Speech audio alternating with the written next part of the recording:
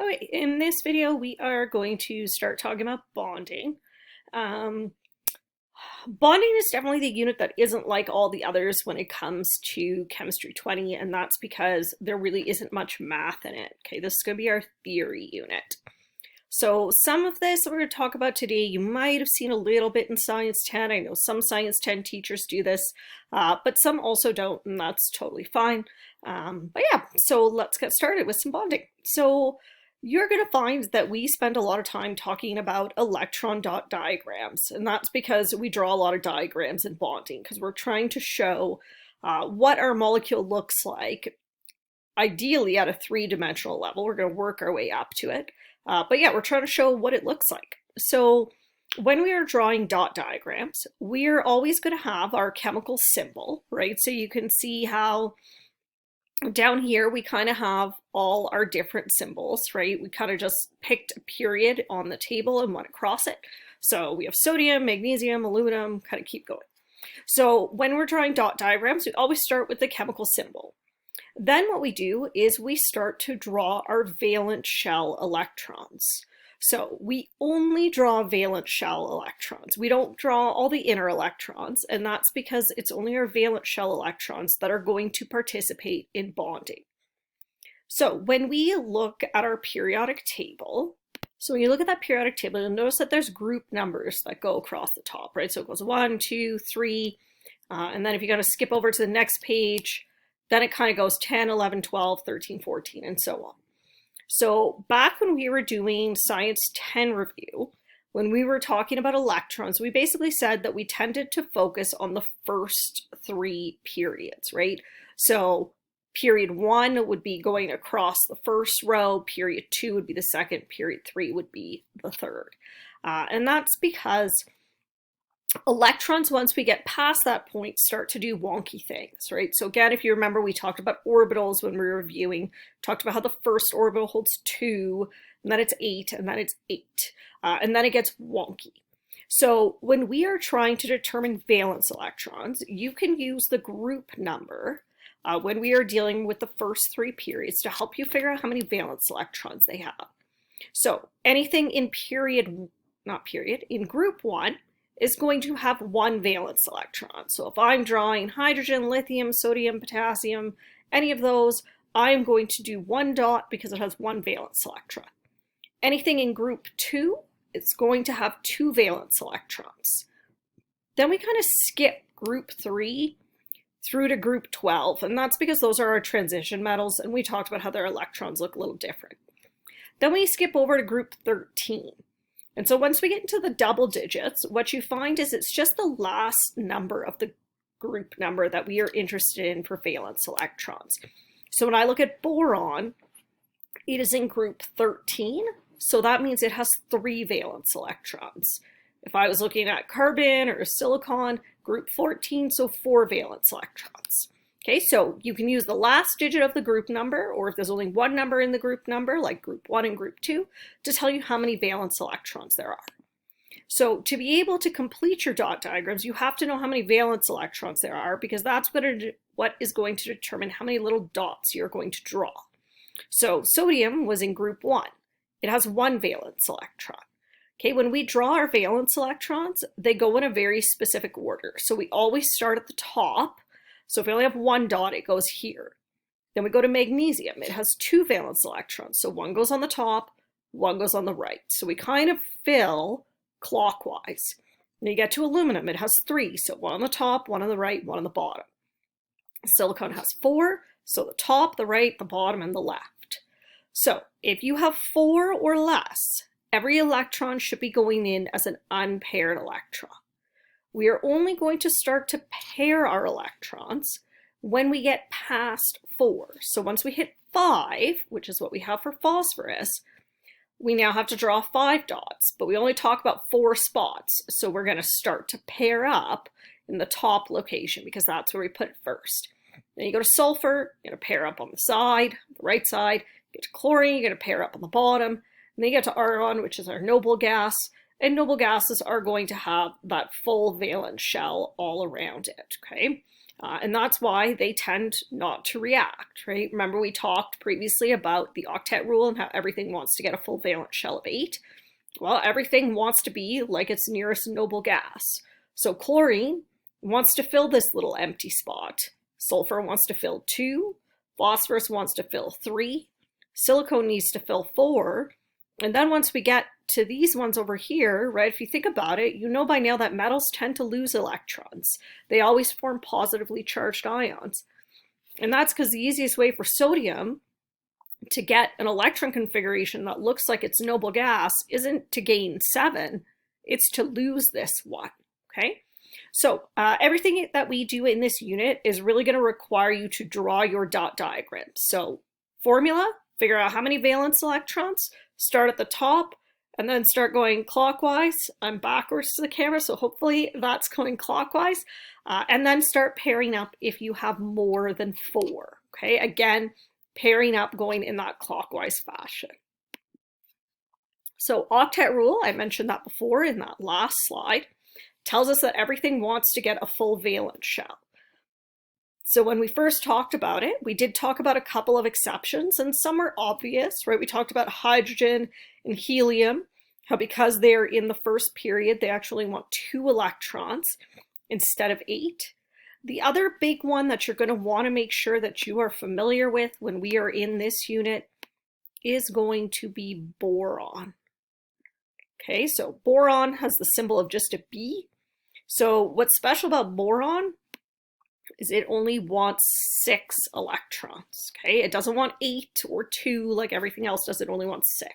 We do use boron quite a bit in this unit, so it is definitely an exception that you want to make sure you are familiar with, okay?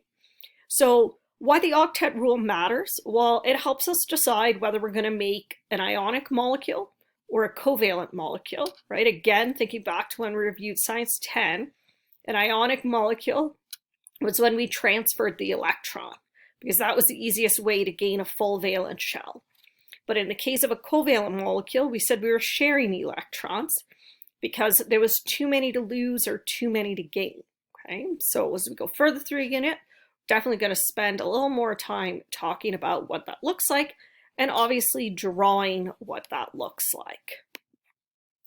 So when we talk about ionic bonds, right, what we have in an ionic bond is an electrostatic attraction. We say electrostatic because we have charged species. In this case, we have ions, right? We have our cation, which is the positively charged ion. We have the anion, which is the negatively charged ion. And positive and negative charges, because they're the opposite of each other, are going to attract each other. So in the case of an ionic bond, what we have is something is losing electrons and something is gaining that electron, right? Generally, we find the non-metal is going to gain electrons because it only needs 1 or 2 to get a full valence shell. And the metal is going to lose them because it needs to lose 1 or 2 to get the full valence shell. Okay, covalent bonds, these are going to be different, right? Obviously, covalent bond doesn't involve transferring an electron. This involves sharing an electron. Generally, we find covalent bonds occur between 2 non-metals. And usually it's because there's too many electrons to gain or lose, or it's because if you have 2 non-metals, they both want to gain electrons and nothing wants to lose electrons. So it's an alternate way to go about getting to that full valence shell. So one of the important things to do when you are in this unit is always going to be to determine, is what I'm supposed to be drawing ionic or is it covalent? And the reason I need to decide that is we do draw them differently. And if we don't decide that first, or we forget that step and we just assume that everything is one type of diagram, we usually find ourselves in a position where we assumed incorrectly and we drew something covalent that should have been drawn as an ionic or vice versa. So really important before you start drawing to always make sure that you take that moment to look at what kind of atoms are in your molecule to make sure that you are drawing the right thing. So we're going to start today by looking at how to draw out ionic bonds. In the next lesson, we are going to look at how to draw out our covalents because they are very different when we look at what we do.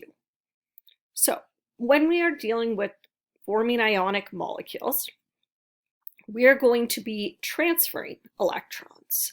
So what you're going to find stepwise, what you want to do, obviously first off is determine that it's ionic because I have a metal and a non-metal.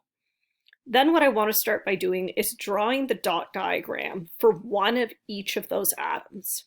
Now in some cases, and you know this from writing formulas for things like sodium chloride, we only need one sodium and one chlorine to obtain full valence shells. But in some cases, we're going to need more, and you'll see as we start drawing some of these why that is. So for example, if we look at calcium fluoride, right? We have calcium, so we have Ca with 2 valence shell electrons, so one up top and one on the right. Then we have fluorine. It has 7 because it's in group 17, right? So 2, 2, 2, and 1. So if you think about calcium fluoride, right, we spent enough time writing formulas that by now you know calcium fluoride is CaF2. When you really stop to look at this, you should be able to see why it's CaF2. So for calcium to gain a full valence shell, it has to lose both of these electrons. For fluorine to gain a full valence shell, it has to gain one. So this guy can move to here, but then that still leaves my calcium with 1 electron, which is why I need a second fluorine. This second fluorine has an opening right here. So this electron is going to be able to move into that location, right? So I know that I only need 1 calcium and 2 fluorines because I'm able to transfer all of those electrons. Now I have my calcium, which has lost both, so it has a full valence shell, and I have each fluorine over here that now has a full shell. So part of my diagram is to show this, but part of my diagram is to show what our final product is going to look like. So when we go to draw our final product, we have to draw 2 fluorines and we have to draw a calcium. We do need to make sure that as we are drawing these, we think about like charges and not like charges. And the reason we have to think about that is we said previously that opposite charges attract. But if you put the same charges next to each other, what do those do? Well, if opposites attract, you're going to find that the same types of charges are going to repel each other. So when I go to draw my molecule, generally what you're going to find is we want to kind of alternate one atom, then the next, and then go back to the original one. And that's because I can't put the fluorines next to each other. They both just gained an electron, so they each have negative charges. If I draw them next to each other, that doesn't work because they repel each other. So I am going to start with a fluorine. So when I draw the dots on my fluorine, right, it started with 7. So 1, 2, 3, 4, 5, 6, 7. It gained an 8th from the calcium. Generally, we want to show that that gained one wasn't originally there. So sometimes we'll draw like an open face circle. I find it's usually easier just to do an X. Then it shows that something is there that wasn't originally there. So because this is charged, anytime we have charged things in diagrams, we need to draw square brackets around it and then indicate the charge in the upper right-hand corner. So because it gained 1 electron and electrons are negatively charged, it's going to have a negative charge. But now I have to draw the next part. Like I said before, I'm not going to draw another fluoride because they're both going to be negative charged and they're going to repel. So what I'm going to draw next is going to be my calcium. So when I go to draw the calcium, I'm not going to give it any dots because it gave up both of those, right? We transferred them away. So still need square brackets. And that's because it still has a charge.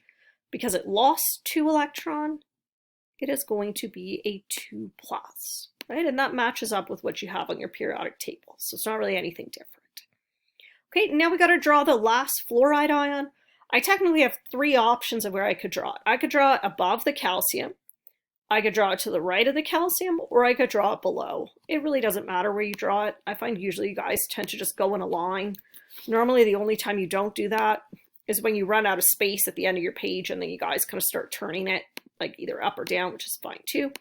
So again, it has its 7 original dots and the 1x to indicate that gained electron.